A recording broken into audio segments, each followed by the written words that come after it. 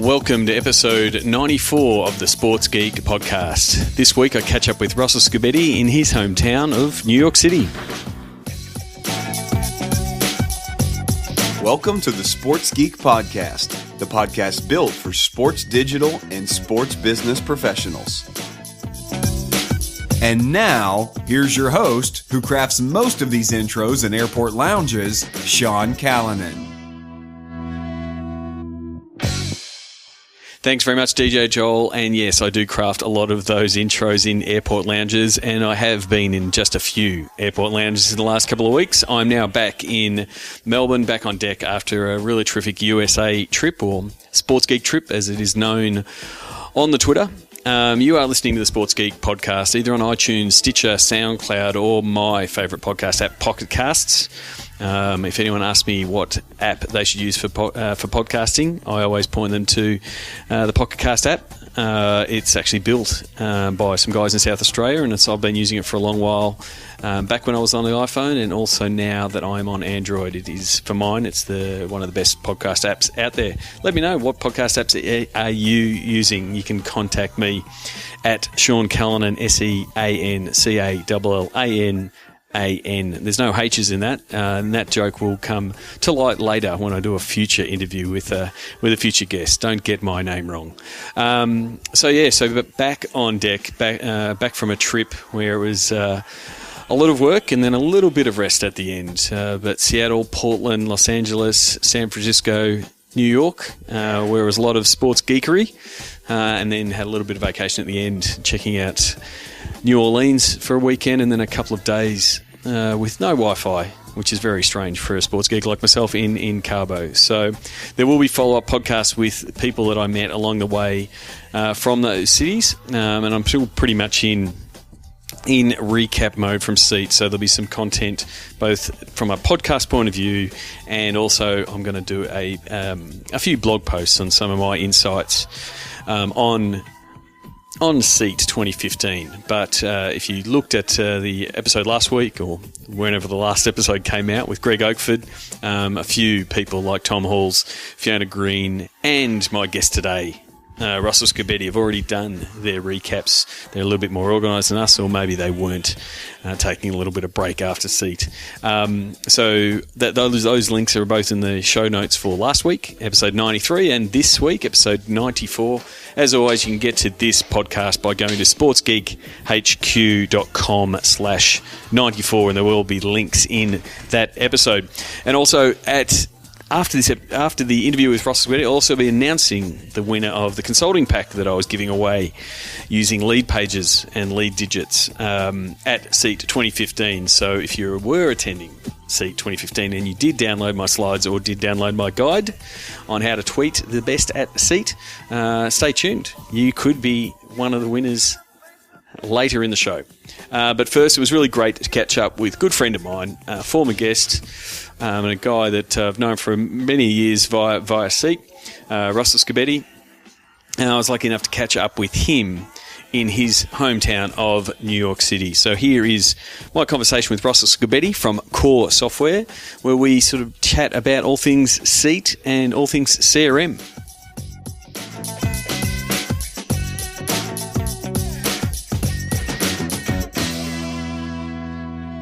Very happy to be in New York and catching up with a good friend of mine. We only caught up a couple of days ago, it seems, in San Francisco. Russell Scibetti from Core Software, welcome back to the Sports Geek podcast. Thanks, Sean. Happy to be back. And happy to thank you for hosting us at your... I literally walked from Madison Square Garden, did, I don't know if it was 200 metres, if that, and right at your offices here, right in the middle of New York. 200 meters is just about one block for those that need to deal with the metric conversion. Yeah, there'll be a metric converter in the show notes. So you've been on the podcast before. People will know you from thebusinessofsports.com. And you are now at Core Software. You're the VP of Product Strategy. Have you turned Periscope on already? I have already turned Periscope for those. I am live Periscoping as we chat, which seems appropriate for this event. Well, if any questions come through on your Periscope for me or for you, please interject at any point. All right, guys. Anyone periscoping? You heard it. You can jump in live with questions. People, this is it's a bit time travelish because they're listening to this maybe 2 weeks after this Periscope's happened. Someone's favoured it, but we'll probably get distracted by Periscope. All right, I'll try not to get distracted too much. No, that's all right. What I wanted to do is one, catch up with you. I mentioned in a previous podcast that Core was one of the major sponsors at Seed Conference in San Francisco. And you were, obviously being a big driver of the CRM track. I wanted to first, I guess, touch base with you. I haven't touched base with you since you've left the Jets, and moved over to Core. First of all, how have you found the transition from the team side of things, working, with the Jets to now being on that product side and sort of part of that, explain what your role here is at Core? Yeah. So it's a role that I never really expected. I was really happy working with the Jets and being on the team side. Had done that with the Flyers and the Jets for several years. But this is a cool opportunity, and that's what kind of, sold me on flipping over to the other side of the fence, if you will. Here we've got more than 70 different teams that use all of our different products. I used all of the products that Core had during my 5 years at the Jets. So it actually made the transition really easy. I've known the guys here for a long time. A lot of things that I was pushing to do at the Jets ended up back into the product. So it was kind of like I was already doing part of what my role is here now in terms of keeping the product moving forward, figuring out the needs of the teams and how we can deliver that from the software perspective. So now I just do it in an official capacity, actually, with Core. It's a lot of fun. We've got a lot of great customers, people that I've been friends with and peers with over the last several years, where we've commiserated at seat through those roundtables and everything else. So I feel like I've got a really pretty broad understanding of the things that teams and people are asking for. And so now my job is for our customers, how do we put that into the product? How do we keep that moving forward? How do we keep them happy? And how do we just keep the business side? How do we use data properly, whether it's CRM or warehouse or analytics? How do we meet their needs and help them solve their challenges from the CRM and data perspectives? So it's been a lot of fun. That's the thing we were just talking earlier. You're sort of effectively bringing that team point of view in-house to Core. But from what you were saying, you're already doing that before you even joined.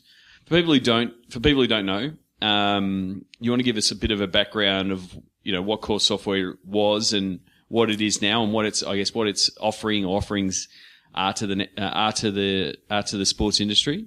Yeah, absolutely. So Core has been doing this for several years. Originally was, just a general CRM services provider. But had some customers early on that were in the sports vertical, and realized that as they were getting some success with a couple of teams, that it was things that could be replicated and delivered to more and more teams, because a lot of the challenges people are facing are the same. So as soon as they kind of had that knowledge base to work off of, whether it's for the sponsorship side or the ticket sales and retention side, it really opened up the vertical. But it was always very kind of services oriented. Everything was kind of very custom for each of the different customers. So one of the things that we've really been doing now over the last couple of years, and is my focus here, is building it into a more standardized software product. But the challenge there is you don't want to over standardize things. 80 to 90% of the things that teams need from the CRM perspective are pretty comparable from team to team and even sport to sport. But you also need to get that last 10 to 20% right. So whereas in the past that would often require a lot of maybe complex customizations, what we're trying to do here from being a software company is how do we make those very configurable? How do we give you lots of ability to turn things on and off or change settings, change the user experience, still within the context of a single product? So that way you really nail that last 10 to 20% that's unique to you. And do it in a way so that as we keep making the product better, we can keep giving you updates and let you turn new things on and off without having to go customer to customer to customer and say, well, this is going to work for you. This is not going to work because of something else you've done in the past. So there's a lot of benefits to the customers to keep the product evolving rapidly. We do updates every 3 months now, rather than having to look at every customer and figure out how we're going to give them those updates on a one-by-one basis. So you're overseeing, as VP of Product Strategy, you're overseeing both what the customers want and being that touch point, talking to customers about what the change, what changes they're looking for, what is that 20%, but then also working with your development team on rolling out those changes and bringing through the changes in an agile manner. I'm assuming you're doing something in an agile way. Yep, exactly. So we've got, that was the learning curve for me on the technology side, switching from being on the team where you're in the weeds doing everything on a day-to-day basis versus, how do we continually evolve a product? So we use, agile methodology. We have weekly sprints and we prioritize and deprioritize different requests from customers versus our own items. We don't try to pre-plan, a year at a time. We have that flexibility to be responsive when those types of requests come up and balance that with kind of the longer term, initiatives or product enhancements. So learning the development process and how to manage that properly, was definitely the biggest learning curve I had switching over. And Troy is asking if we're going to talk about any regression analysis on this podcast. I think we're going to skip that one, Troy, but we'll try to mix, maybe if we can, we'll get in some coefficients and regressions later on in the show. Yeah, I don't think I'm going to talk about regressions at all. Sorry, Troy. Apologies to Troy. I guess what I wanted to discuss with you is, I guess, the uniqueness that the sports industry requires, like some of its requirements, because CRM is, our good friend Paul Greenberg ran a terrific panel at SEAT with some absolute rock stars of the CRM industry. But sports is it's a unique beast from a CRM and from a data point of view in the different facets that you have to get around. What are some of the things that you've noticed, understanding the broader CRM industry, but what specific things, the specific challenges that sport offers, that I guess what you're trying to solve with the products at core? Yeah, so I think the biggest challenge, and Paul's always done a great job explaining this, is sports are big brands, but ultimately small to mid-sized businesses. Everyone operates on, smaller budgets than people would expect. So how do we maximize the ability to develop a relationship with these different fans, some of which may never buy tickets, may only buy a couple of games a year, versus people that are spending tens of thousands of dollars on premium hospitality and club seats and season tickets. And so the most important thing is to enable that ability to develop those one-to-one relationships in a way that scales to a large audience across a small staff. We put a lot of energy into how do we make the people on the front lines more efficient with what they do? How do we help them capture those little bits of information that can make the difference in making a customer feel appreciated? Who's your favorite player? What's your favorite, what are those memories that stand out to you? Things that will help you sell, as well as help you retain customers, help you solve problems faster. How do we put a lot of information about that person's history, the ticket purchase history, all the past conversations, all that important information that makes you realize that the team cares about you and is trying to deliver something unique to you. So that's the most important thing that we can do, is help the staff at the teams build those relationships faster and better, a tighter relationship. I'm going to kill off the Periscope now, but thank you to everyone who was watching. We'll go and download the podcast. Sean and I are going to keep talking. All right, and Periscope is now out. So I wanted to sort of dive into, I guess, your SEAT experience. Us being, even though we did have a few crossover tracks, dual tracks with CRM and digital guys, we hardly saw each other at SEAT because I was in the digital track and you were in the CRM track. Been reading some of the great takeaways from people who were at SEAT already. From guys like Tom Halls and Fiona Green have already shared some posts. What were some of your key takeaways or themes from the content coming out of SEAT in San Francisco? There were definitely some themes that came out on the CRM track, and a lot of those come out most in like the open and closed door roundtables, where you can really just get one-to-one and start talking about the things that people are dealing with. The panel discussions are always great. A lot of people talking about examples of things they've done. I do like that SEAT always tries to be very very tactical. You know, you need to have that balance of what's the long-term strategy, but then how do you actually get into the weeds and how do you find success with this? Whether it's tactics on adoption, tactics on how to use the data properly, examples of dashboards and reports. So I think everyone tries to do a good job maintaining that, detailed versus big picture balance. I think the big theme is not necessarily big data, but just data management. There are so many different ways that data is flowing into the organizations now. CRM is still really important. Loyalty programs are important. So go back to that. Dive into that data management side of things. So when you're talking about the different kinds of data that are coming in and the challenges that offers, yes, I guess I'm pulling at that thread a little bit. What were some of the discussions of that? A lot of it is just, how do we handle all these different requests that used to be siloed? Like the merchandise guy used to worry about his merchandise data. The food and beverage company would worry about the food and beverage data.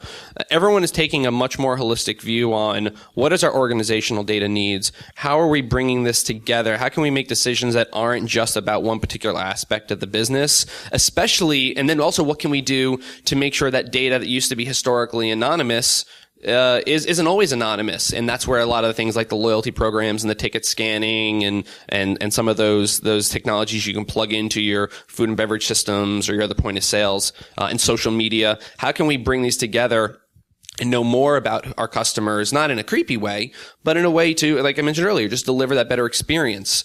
And so there's technical challenges. How do we connect the data together? But more importantly is, what are we doing with this information? You can't just think of I think it might have been Andy Rentmeester, that mentioned this in one of the earlier panels.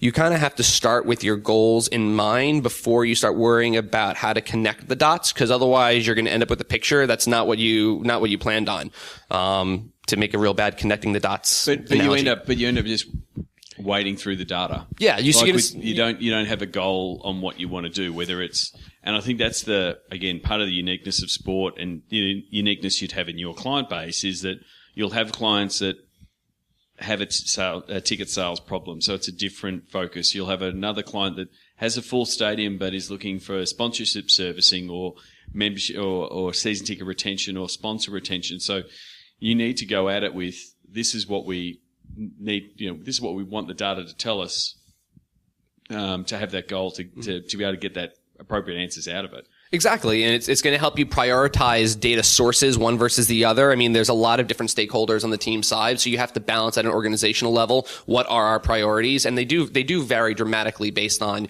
your ticket sales situation, your market size, there's all these different things that go into it. So you need to have those organizational level discussions on what are our most important goals?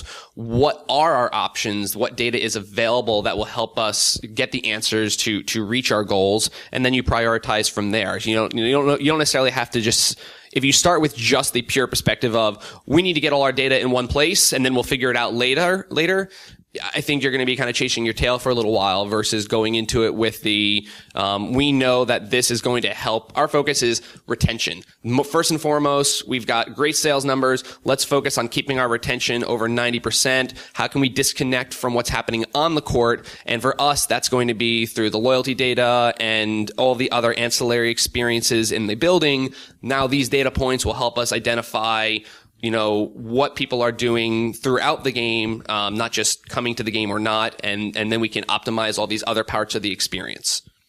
One of the great things of conferences like Seat, but also it's almost added pressure of a conference like Seat, is the new technologies and the new opportunities that come of it. One of the things that I saw coming out of Seat is the rise of the smart stadium stuff, with a lot of the cameras that are tracking, wait time, the wait time guys tracking concession lines, the door stack guys, taking pictures of people coming in and seeing what they look like and when they arrive and whether they're happy or angry, either going to the venue or away from the venue. I could see people getting overwhelmed with the amount of data that comes in and deciding, well, what should we tackle? How much data is too much? Is that, how do you tackle that kind of issue? I think it's exciting. I mean, because things that you wouldn't normally be able to solve for, if you go out and look at the community of different solutions that are out there, all of a sudden things you thought weren't possible are starting to become more and more possible.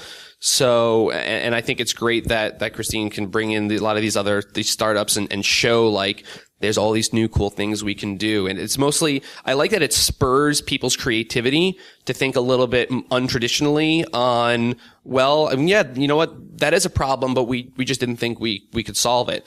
And the other thing it tells me is that there's a variety of solutions for different people. There are some organizations, we talked about this a little bit, and Paul did in the thought leaders session.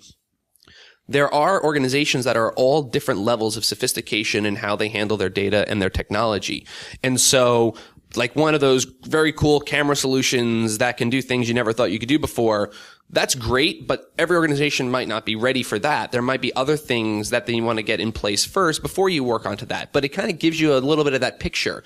You know, it drives innovation, it drives future forward thinking. But it doesn't mean you have to start grabbing everything from the buffet line. If you start doing that, you know, you can't just think about it from, let me go grab all those cool widgets. That was another session we had is, about maybe things that didn't always work. And sometimes that happens when you get so obsessed with something that just looks cool, but you didn't have the goal in mind first. Yeah, so it's very important not to be distracted by the bright, shiny thing. Yes. And there are lots of bright, shiny things.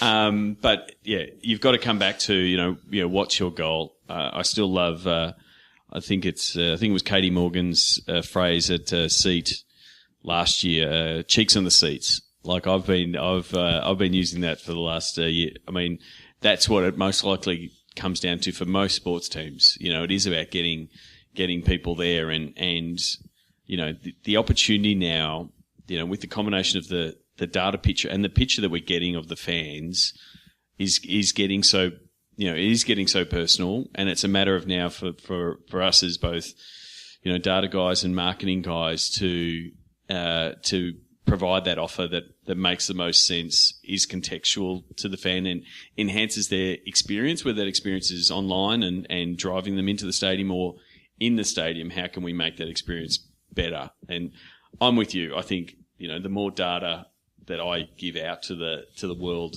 you know, the better marketers will get to me. The bad ones will get to me too, but I won't pay attention to them. I guess, yeah, for me, that's the challenge of the data. Yeah. And the other thing that you mentioned there that reminded me is also the idea of the convergence between, you said the marketing guy and the data guy. It's the more and more of these conversations are happening where we're trying to say, well, you're not the marketing guy, you're not the data guy. This is much more holistic. This is, collaboration. Dan Magala said it 100 times. Christine said it a bunch. Like, this needs to be, technology can help drive the collaboration by making things possible that weren't previously possible and getting more departments and more people on the same page. So cheeks and seats absolutely is going to be a top priority, but for people who are nailing that right now, that doesn't mean there isn't data that can solve other solutions, making your digital marketing more efficient, or better communication between your departments from internal data. So that was another theme. I think we're going to see a lot more of those types of crossover sessions and crossover topics where these blending of roles and blending of departments it's going to be really critical in order to reach whatever the goals are that you decided on. Yeah, well, I mean, that was one of the key discussion points out of the closed door session that we had in the digital was in the digital space on selling sponsorship and getting a better communication and opening those lines of communication with the commercial guys that are out there selling the sponsorship. And the opportunity is that, you know, the digital teams and the guys running the digital departments know the assets that they've got to sell. They know what they can sell. They know how they can sell, or they know how they can reach all the audiences that the sponsors want. But then we also, via both the social data and the data that the teams have internally, we can come up with really smart profiles for, you know, the sponsors' customers and things like that. And it only works with that, you know, collaboration. You know, it's the theme that I sort of carried on from Seat London, and, you know, it can be completely embraced by everyone at Seat. Like, that needs to happen for all of those pieces to work. And the same discussions I'm assuming were happening in the CRM is that, digital and data is becoming more and more horizontal across organizations, and being more of a service to all of the business rather than being, like you're saying before, silos. Because it only works when you get it into that mode, and it does take time. It does take a little bit of breaking down walls and getting people to work together. But when you talk to people that are getting it to work, it is when it is going across the organization. And up and down as well. The thing that kind of excites me is over the years seeing people who are great tacticians expanding up into strategic roles that based on their experience being technicians, and people who already are in those senior roles going down and saying, maybe I don't know the answer to this, but I've got a guy who does. So it's not just collaboration across department. I see a lot more between the layers at the senior level and the tactical level to get things done more efficiently. Whereas it's not just top down, you have to do this. There's a lot more of that back and forth happening because we've got data and technology that can answer these questions now. One thing I did want to touch on before we finish up this chat is your work at thebusinessofsports.com. There might be people who are listening right now and go, oh, that's Russell Scibetti, the blogger, right? In the same way they meet me and go, oh, you're a podcaster. And we're like, no, we both do work outside this. We wear lots of hats. We wear lots of hats. Take us through, I guess, what thebusinessofsports.com means for you and what, how it's helped you. It's been great for me. So it's thebusinessofsports.com. Sometimes people forget the. That was the best domain that was available when I grabbed it in 2008. I started it when I was finishing up my MBA, and the idea really was, let me share things I know. Let me kind of build up my personal brand. We're both big personal branding guys. The social media, blogging, everything was really taking off. I jumped into Twitter. I'm officially the first person to ever use the hashtag sportsbiz, which I will claim as a silly little claim to fame. But no, the blog is really just about being an active part of the sports business community, about sharing ideas, being a resource for people. I've had lots of great opportunities to speak or give my thoughts because of it, even in other media outlets. It's great. I'll go into a meeting sometimes and people are like, oh, I know you from Twitter, or I know you because I read your blog, or I'm on your newsletter. So it's really cool how passionate people are about the business. And this has just been a really good way for me to be a very active, visible part of the industry. It's not a revenue generator. It's never been that. It's really always been about my career and the community and, an opportunity to people seem to care about what I think, and so it's been a lot of fun. It is, yeah, and I congratulate you on that. I think we connected in probably around 2009, I think, via Twitter. As I started blogging on Sports Geek till I figured out that I wasn't a blogger, I'm a podcaster. And we've done a couple of events. SB Night has been an SB week. It keeps expanding. Do you want to talk a little bit about the success of that over the last couple of years? Yeah, no, it's been really cool. So what started off as like a random one-off, hey, let's get some people together for drinks one night in New York, turned into this growing series of networking events in New York, and then friends in other cities were saying, hey, can you help us do one down here in Atlanta or in Philly or Boston? And then a couple of years ago, we said, well, let's go crazy. Let's have as many cities as we can, at first on the same night. And then really, that was a little too hard. There was always nights that were bad, so we expanded out to a whole week. So this last year, which is like, if you count the first SB night, is really the third incarnation of it. Sports Business Week, hashtag SB Week, not Spring Break Week. Sometimes we run into some hashtag conflict. We had events in 39 cities in 6 countries. Had over 1,500 people attend. Some cities are small, 10 to 20 people. New York, we get 150 plus. Sean, you've always been great about hosting the ones down in Melbourne. And we raised over $8,000 for the V Foundation. A couple years ago, we added a $5 per person charity component to it. So, it's a good opportunity for us to give back. And really, I call it's the reception after the conference without the conference. Yep.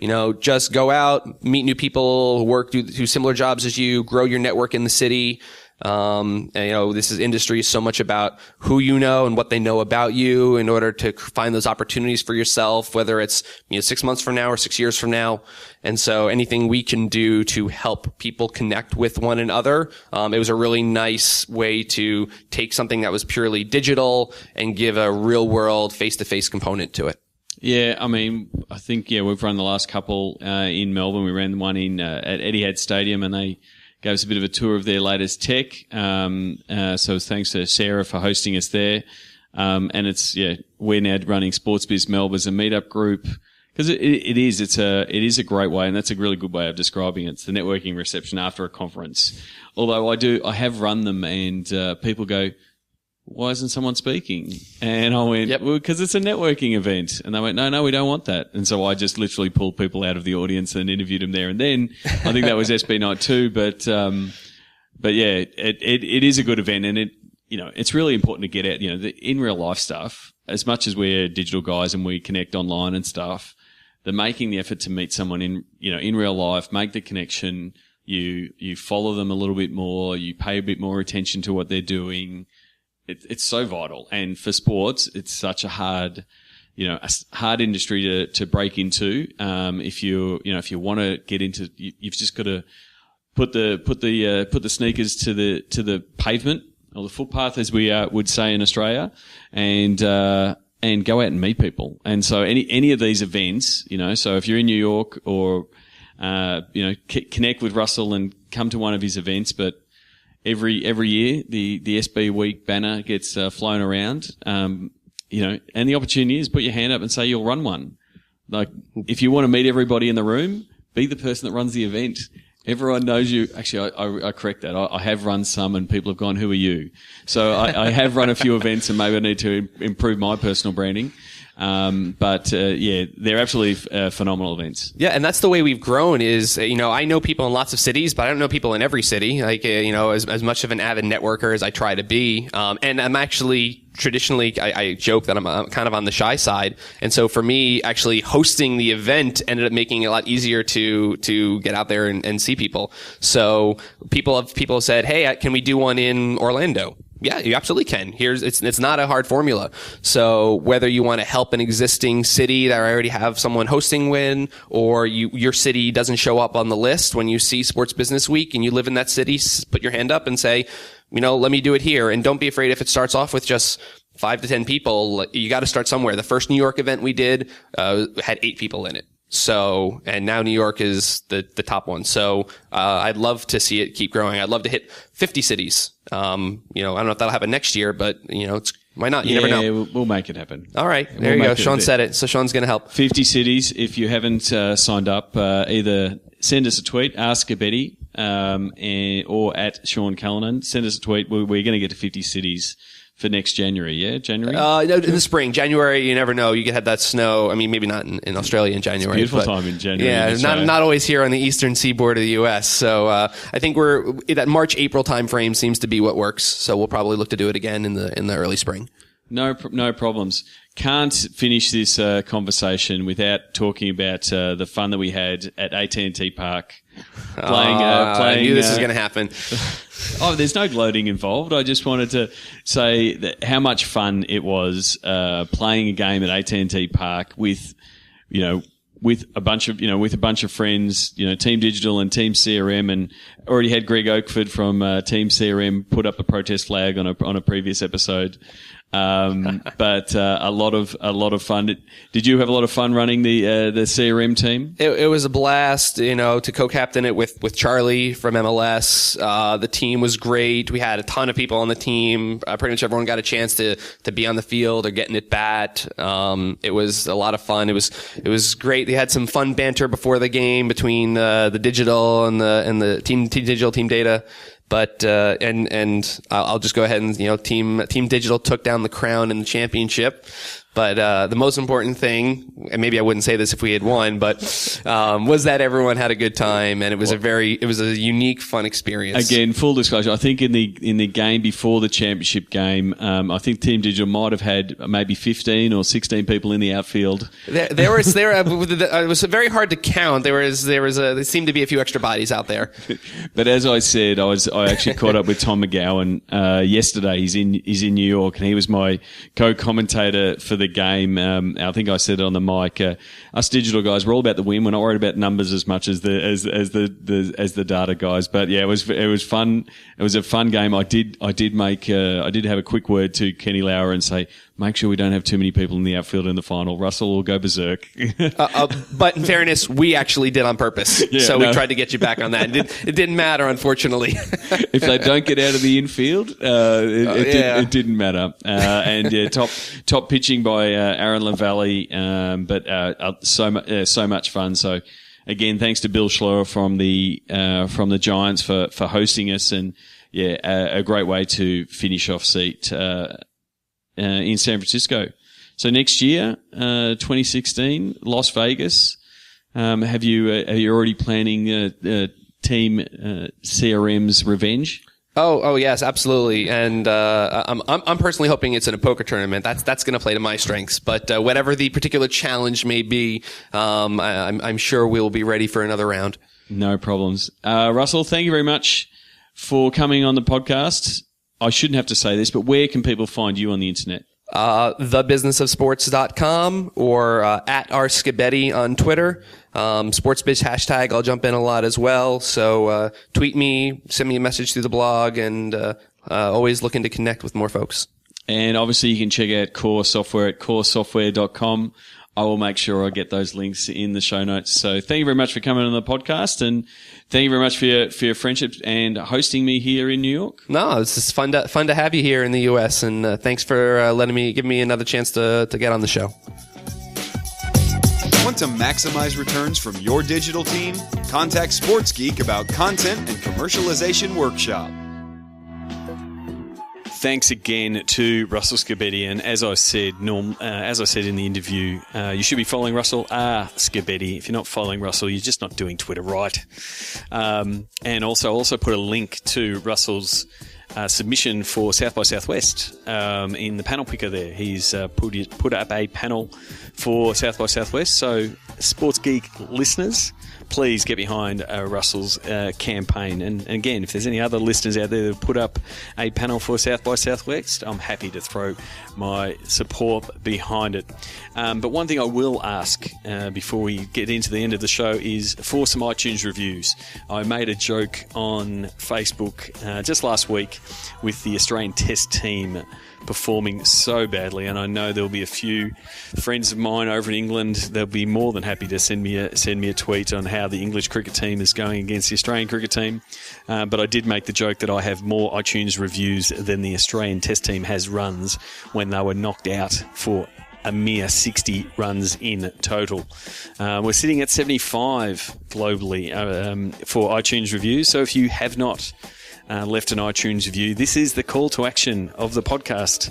I was listening to Gary Vaynerchuk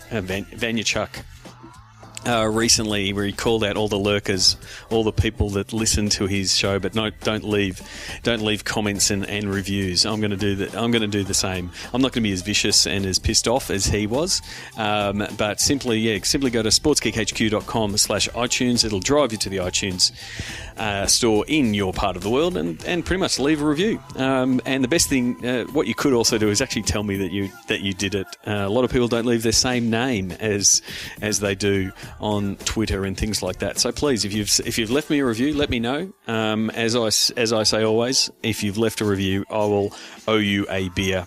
One of the highlights for me at Seat was the softball game, as I discussed with Russell Scibetti, with Team Digital. Capably led by Kenny Lauer of the Golden State Warriors, winning over the Team CRM.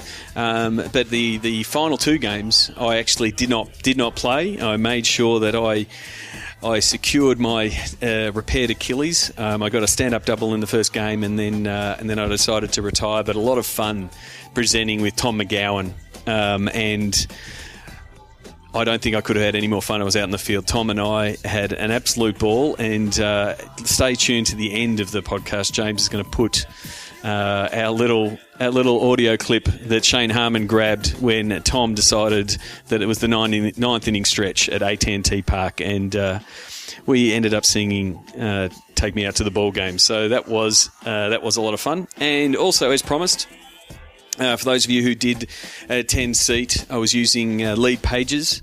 Been playing around with lead pages a little bit recently for a few campaigns to track data and run some campaigns to drive ticket sales. Really, really good tool as far as creating quick landing pages that can either attract data, so get emails and those kind of things, but also push people to a specific ticketing site.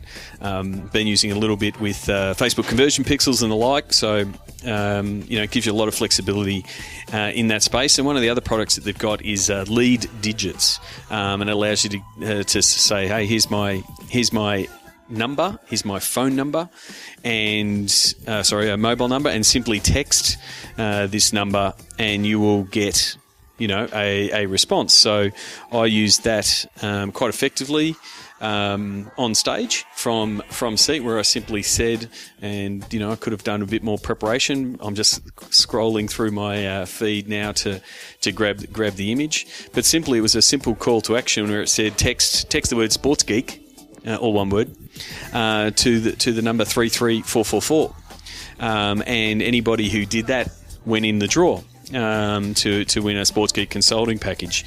And so, as much as it's great to have a nice short URL and things like that, nothing's as quick as sending off a text. 33444, send the word Sports Geek. And it comes back and says, what's your email, those kind of things. So, drum roll. And the winner is Brad Worthman, who is the Associate AD of Marketing and Fan Development at the University of Illinois. So I'll be in touch with Brad and looking forward to doing a couple of sessions via the GoToMeeting on some of the initiatives that they're doing there. And if you're interested in something similar where, they effectively pick my brain and bounce some ideas off, as pretty much people ask me, what do you do? I call myself a digital strategist on call and help fill the gaps of the skill sets of a team and try to provide a really good resource for the digital team, as well as sometimes I become that, and I think we spoke about it with Richard Ayres in the conversation I had with him. I become that digital divorce lawyer, sometimes working with the different departments to get them all on the same page. So maybe a counsellor is sometimes what I am. But that's about it. So I'm looking forward to catching up with Brad and working with those guys. But if you're interested in something similar, please send me an email, Sean, SEAN, at SportsGeekHQ. More than happy to help anybody who's a listener. That's why I build a podcast for people like yourselves who are working in the world of sports. Until next week, my name is Sean Callanan from Sports Geek, and you've been listening to the Sports Geek podcast. I'll leave you with Tom and I taking you out to the ball game. Like the Sports Geek podcast? Find us on Facebook.com/SportsGeek. Check out which teams work with Sports Geek at SportsGeekHQ.com/clients. Please leave a review on iTunes. Go to SportsGeekHQ.com/iTunes.